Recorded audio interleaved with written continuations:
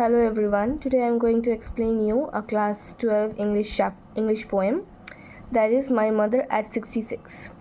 Now this poem belongs to the CBSE board syllabus, so those of you are from CBSE board can follow this lecture for your understanding. So this poem is written by Kamala Das.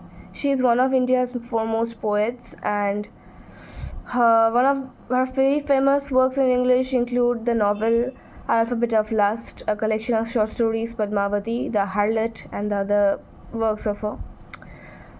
So now we will get into the poem without any further delay. In this poem, the poetess is talking about her childhood trauma of losing her mother. That is, we all now let's understand this one thing. During our childhood days or till now, many of us have this fear, right? That what if our mother gets away from us? What if we get separated from our mother? Or what if she goes away? We all have been through this phase, and we still have the fear that what if my mother goes away from me? We still have that fear. Here the poet is talking about that same childhood trauma of hers that she faced while she was returning from her parents' house. She noticed that her mother, who was sitting beside her, she was not that young lady anymore. Her mother was not the young, strong lady who was physically fit anymore. She was old, she was tossed, open mouth, she's open mouthed, her face ashen like a corpse, and she looked old, very old, and it gave the poet the reason to believe that her mother is not a very long living person anymore. Her mother won't be living in this world anymore, and she will leave her soon, and she has to say goodbye to her mother, which was very fearful for the poetess. Now here that poet has mentioned that she put that thought away after seeing her mother like that and realizing that her mother is not that strong young lady anymore, and she was now old and weak. She distracted her mind by looking out at the young trees sprinting, the merry children spilling out of their homes.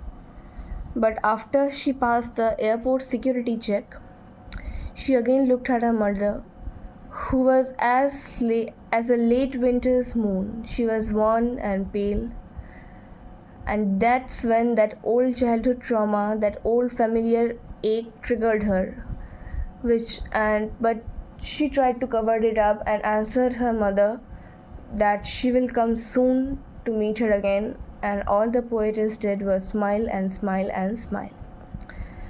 So now you see, we have come to the end of the poem, and there are two very important figures of speech that the CBSE board has been continuously giving from the past few years. That is, that the first one is where she described her mother and compared her mother as a late winter's moon, which is a simile.